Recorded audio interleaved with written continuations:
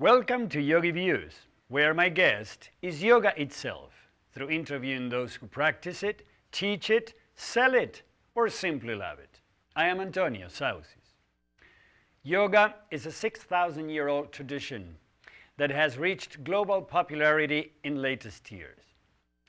Though generally associated with India, dedicated spiritual masters have passed it from one generation to the next at different times in history and in different parts of the world. Jesus Christ, one of the most revered masters of all times, may have very strong yogic roots, and many find his teachings just another expression of the knowledge of yoga. This is the second part of a two-part show where I'm interviewing Dharmadas and Nirmala from Ananda Sacramento. To speak about Jesus' yogic nature, I invited today Dharmadas and Nirmala. Dharmadas and Nirmala are the spiritual directors of Ananda Sacramento, a yoga community and teaching center in the Rancho Cordova area of Sacramento. They bring the experience of nearly 40 years of meditation, yoga, spiritual living, and practice to their teaching in North America, Europe, Asia, and India. Both raised as Christians, they have studied, taught, and worked with the teachings of Jesus from a mystical and yogic standpoint. In addition, they are both musicians who find joy in sharing spiritual teachings and inspiration through music. The center in Sacramento is part of Ananda, a global movement founded in 1968 by Swami Kriyananda based on the teachings of Paramhansa Yogananda. And if you were to identify one particular teaching that is most applicable to our world today, what would you think of? I think for me, I would think of selfless service. So much of the wealth of this world is with so few people, and it's not necessary. People don't need so much to live well, and we can lift up people, we can educate children, we can do good works. And so that's one aspect of the teaching of Christ. And would make Jesus a karma yogi. Yes, definitely. Yes. And also we need to make him a Raja yogi. We need to not only serve people and give and lift up the downtrodden, but we also need to meditate. We need to have inner communion with God, as Jesus did. I and my Father are one. The teaching of Christ that is most needed, that is perhaps in a way the least obvious from the Bible, is the teaching of inner communion. And that's the part where we experience the reality of that outward ritual on an inward level. And that tradition hasn't been so obvious in Christianity. And that's something that Yogananda really wanted to bring and emphasize in the West, teaching people how to find that. And he said that Jesus did teach those things. How does Christianity view yoga in general? Doesn't seem to, really. It's very skeptical of yoga. Yeah, there are a few cases, I think, where some traditions are open to it. What do you think is the reason for the difficulty that Christianity has sometimes to embrace yoga, or that even good Christians have a hard time thinking that they could go to yoga or that they could just practice it? Especially when we dive into the more spiritual and philosophical aspects, because the asanas anybody can do. It doesn't matter what you believe in, you can bend forward or backward. But the other aspects seem to be the ones. I think there's a natural fear of being disloyal. Christians have given their hearts to Jesus. He is the way, the truth, and the life, and no one can come to the Father except through him. And there's a loyalty there, which of itself is good. I think the hinge of it is just that, again, if the blinders open up a little bit, one can see that there is yoga in Christianity, and Christianity is in yoga. That was, as Dharmadas alluded to earlier, that was Yogananda's mission, was to show original Christianity and original yoga and how they are the same. Yes, but then, then that is open to interpretation, or that is open to someone's organization of the knowledge, which in a way is what happened with the Bible, because the Gospels that we know are included in the present version of the Bible were the Gospels that Constantine thought went with his idea of the Roman Empire, and that's why he put it. Then he left others out that had somehow recently been discovered, where Jesus is more clearly depicted as a yogi. So which Gospels do we believe in? How do we know we're interpreting things right? By the way, we believe that the reincarnation aspects of the Bible were taken out also. Of course, That's yes. very inconvenient. Of course. You know, let's not have people reincarnating. Yes. So, Never mind that some of it is still there. It's just that it takes a little bit of looking at it to see. You know, Jesus is referring to himself and John the Baptist as Elijah and his disciple Elisha. I mean, it's there. It's a little bit subtle. But going back to the question about yoga and the Christian point of view, it's as Nirmala was saying, it's a sense of loyalty, but it's also just a sense of unfamiliarity. You know, we're dealing with terminology that come from a different culture, from a different religion in some cases. I mean, I was reading recently about a court case. In America, these things always come up in a court case. So some school system wants Someone to sued teach... somebody else. Right, someone wants to teach yoga in the school. That's religion. Your government is promoting religion. So, you know, it goes to court, and the court has to decide, is it religion, is it not religion, da-da-da-da-da. Never mind that, you know, head to the knee doesn't necessarily imply religion. So we get into issues like that, and in the West, people get very anxious about all that kind of stuff. And I have to say, it was a breath of fresh air to be in India, because there's just an automatic assumption that each separate person on the planet is going to have his own point of view, and that's just fine. There doesn't have to be, and this goes to the question you were just asking, there doesn't have to be one perfect interpretation of this quotation, the Bible, whatever it might be. People come to know. Christ says, Jesus says, you will know the truth, and the truth will make you free. Well, what is that truth? That truth is God. That truth is the actual reality of our own nature. But we have to do a little bit of work to get to it. We get up in the morning and we look in the mirror and we think, that's who I am. Yeah. Well, in 100 years, that won't be who you are, because that body will be gone. So, or 200 years, who knows how long we're going to live, but you know, it could be a while. But so those realities we have to get deeper to tune into. But how do we know anything? Intuitively. It has to resonate. There has to be a certain germ of truth in it that we can say, I understand that. And Jesus tried to keep things very practical. You know, I was referring to the blessed are the pure in heart, for they shall see God.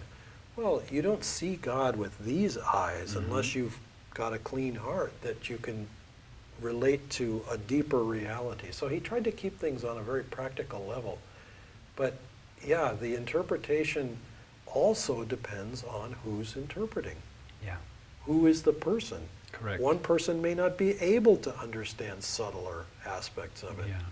In the East, you come to realize that we don't live in an either-or universe. We live in a universe that has a wide spectrum of reality, just like the radio spectrum, the spectrum of light and radio waves, and how it's all connected. And we find our own position on that gradually over time. But you can't just take a kindergartner and start teaching them calculus, unless they're Yeah, a very exactly. unusual kindergartner. Yeah, yeah. Well, and that's a bit what we were talking about with Constantine, that it was his view and the way he saw things that made him include certain gospels and not others. Now, Jesus lived in a particularly hard time for this type of spirituality, for this type of knowledge, and this is partially why he was so resisted. How do you see that? Why was that time difficult for him? That time was, well, and this is something. This is another point that Yogananda brought to the West. His own teacher, Swami Sri Yukteswar, wrote an entire book and described the science of how the world, the earth, moves through different ages, through different eras or epochs. He called them yugas. And there are several wonderful books out now about this cycle of time, the cycles of time. But the era that Jesus lived in was a very dark age. The Greeks had their tradition of a gold age, a silver age, a bronze age, and an iron age, for example. And many traditions had these four different ages.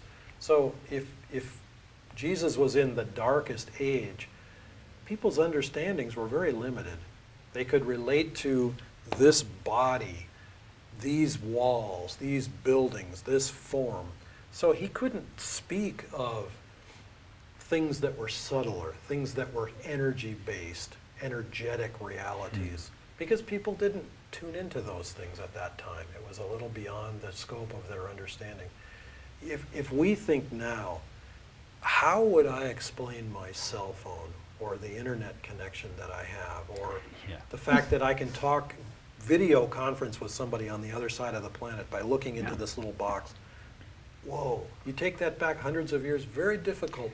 But even today, to understand about electricity as a form of energy is pretty normal. Yeah. To talk about energy healing is woo-woo, is weird. Definitely. Yeah. Still today. Yeah. Yes. Yeah. In fact, in India, we were working on a technology for solar, to create solar energy and to harness it and store it.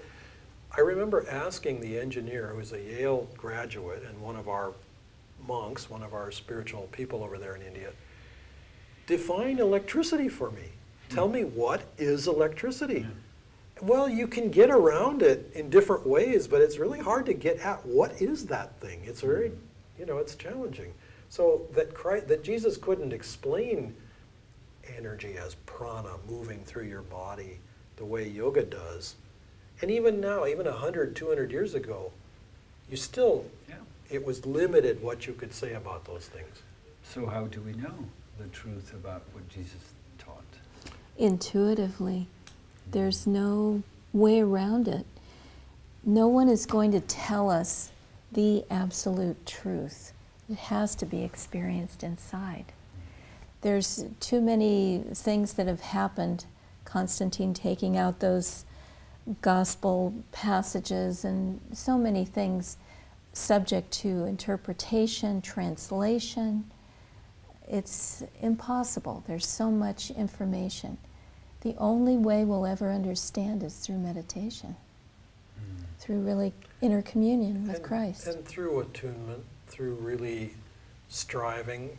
The game is loaded a little bit. In the Eastern tradition, the tradition is when the student is ready, the teacher appears. Yes. When the disciple is ready, the guru appears, or the spiritual teacher appears. I will confess, as a quick aside, that frustrated me significantly, because I felt that I was jolly well ready, and where was my teacher, guru, whatever? It took a little time, but these things have to unfold in their own way. That sort of thing used to bother me a lot. As an American, it bothered me a lot. I really wanted to get to, well, what is it? Either it is or it isn't. Just say what it is. Well, then you come to realize that there are many levels to these things. It's not just a simple, this is the absolute interpretation of that saying. How can a Christian today interpret, if thine eye be single, thy whole body shall be filled with light? What are you going to make of that? That's a very challenging saying. Well, so what the translators, what they say is, if your eyes are good, then your whole body will be well, or some sort of vague mush like that. Well, that doesn't give you a deep truth, but he was putting in little markers for people, breadcrumbs for people to follow afterwards. But they had to have the eyes to see, the ears to hear. He would say that sort of thing too. Yeah. So I mean, he would give you options and ways to tune in, but it was clearly people who wanted to do so and who were ready to do so. He wouldn't just give those things to anybody. Yeah. I think it's important to realize that Christ, the man, was an Oriental. He wasn't a Westerner. In the West, we have black or white. Everything is logical and linear. Yeah. But in the East, things are a spectrum, as Dharmadas was saying. There's all kinds of interpretations. Yeah. Swami Satchidananda's phrase, truth is one, paths are many, keeps coming to my mind. And so if this is the situation, if this, we seem to be convinced that things are as we are discussing them, and what would be the benefit for Christians to understand the yogic nature of Jesus? I think they would experience a much deeper reality of his teachings, of his tradition.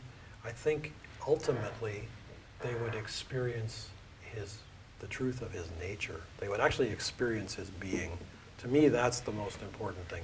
Socially, there would be all sorts of implications, as Nirmala was mentioning.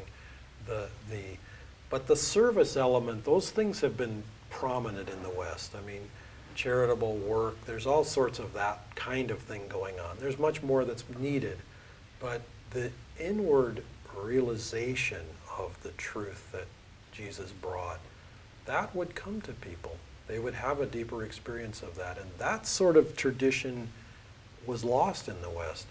We had Gnostics, we had Desert Fathers, we had monastic traditions.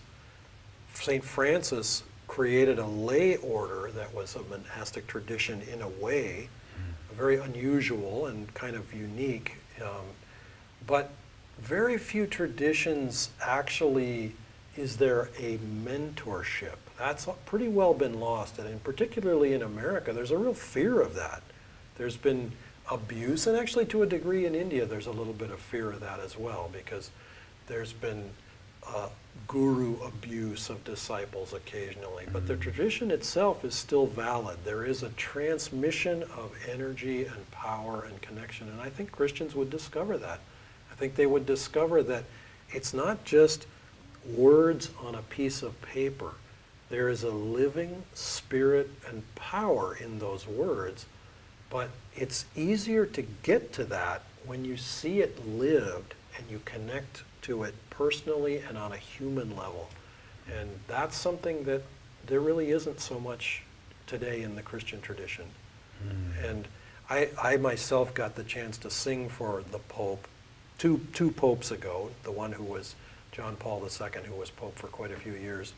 And afterwards he came and greeted us. We were in front of a huge audience, 13,000 people, but I remember shaking his hand and I felt something. And I was surprised because I had no expectation of anything particularly. And that there is a kind of magnetic transmission that happens on a human level. It's harder to get it just simply through a book. It's not impossible. There is a vibration that comes through there. Yeah. But it is subject to interpretation and misinterpretation. So, it's easier to get it when someone is actually conveying it to you and the truth of their life that they live sort of resonates, kind of gives you the sense of that. It's not just an abstraction. Yeah, it's an embodied knowledge and embodied wisdom. Well, think about trying to learn a computer just from the manual. It's impossible. Yeah. You have to have exactly. someone Yes. show you. Yes. Or you have to have an 8-year-old. Absolutely. Now, on the other hand, it's true that we defined the knowledge of the computers as intuitive. Mm? Macs are.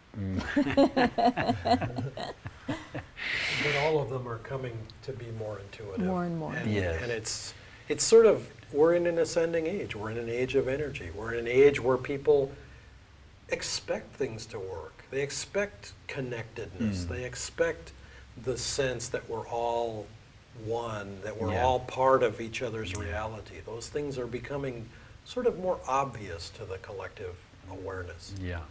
Not automatic, but And perhaps not as fast as some of us would like to, but it's happening. It is happening. It is happening. It's happening, and after all, yoga has been around for 6,000 years, so we shall trust that it will continue. There's a number of tales in yoga, stories, little pieces of you know, popular knowledge expressed that way. Do you have one that you like that could shine some light on Jesus' yogic nature? Well, the story I would tell isn't so much of a personal story, but it's I alluded to it a little bit earlier, which these I remember being struck by in the Bible the story of these wise men coming and finding this child in an unmarked house, and there they came and gave him gifts and honored him. And lots of questions come up. Were they only wise because they were able to find him, because they had the vision, the insight? I mean, the typical traditions where they looked at the stars and they saw this and that and the other thing written in the heavens. Okay, fine. There's got to be a lot of inspiration and a lot of commitment And devotion. devotion to get on a camel or a horse or a whatever and travel hundreds or thousands of miles across the world to find this soul, and then to successfully do it and return and so forth. The story, the tradition is that Jesus himself repaid that visit. And this is another one of these awkward aspects of the biblical tradition, because in the Bible, he gets to be the age of 13 or 14, and there's some bland comment about he grew in wisdom and God's favor, and then he shows up at the age of 30 and he's expressing his mission and he's teaching the multitudes. Well, what happens in between there? There's a 16, 18 years in there where we don't know what happened. The tradition is that he went to India, that he received training, that he learned these things from Indian sages, that he repaid the visit of these wise men who came. Can we prove it? Well, there are records. There are records. There's also a very ardent oral tradition in Asia and in India about a saint from Israel right in that time period, Saint Issa, I-S-S-A. And there's records in the Tibetan monastery Himas that I think it was Nicholas Notovich came across those records in 1894. And then in the 20s, Nicholas Roerich also went there and found those same records. So there's a vibrant history there, but it's not something that many churches in the West want to hear. It's an inconvenient... Like your questions when you were... Yes, quite. It's an inconvenient because it raises the question, well, why did the Son of God need any training? Did he, in fact, need training? And that's an awkward question. Yeah. But he was human and divine both. And there's the human dimension to these things. Exactly. And the fact that India has had these traditions in an unbroken line since, as you were mentioning at the beginning of the program, 6,000 years. Well, that's 6,000 years that we know. That's not beyond 6,000 years. I mean, it could easily go back further than that. It's just that that's the point at which we know it's been going on for 6,000 years. And so those things have been very strong and very powerful over there all of these years. Yeah. We ourselves visited one of the places that Jesus was said to have gone, which in addition to that Tibetan monastery, he is said to have gone to Puri, which is the Jagannath temple on the east coast of India, down right on the ocean. And there's a powerful tradition there, and there are records in that place as well. Now, again, these things are inconvenient. Most Christians are not interested in such things, and therefore people tend to see the world that they look at is sort of the world they expect to see. Yeah. And so if it's not part of that world, it's like it doesn't exist. Yeah. Mm-hmm. Yeah. Well, I am certain that we could continue for hours because so many more questions are coming to my mind, and it's really interesting. But I am aware that as when I introduce you, you are musicians. So I would like to know if you would gift us with a song. If you could I'd do be that. happy Happily. to do that. Then let's get ourselves set for that. thank you. Good people, let me come with you. Perhaps he's just around this bend. But whether near or far, I too have been looking for a friend.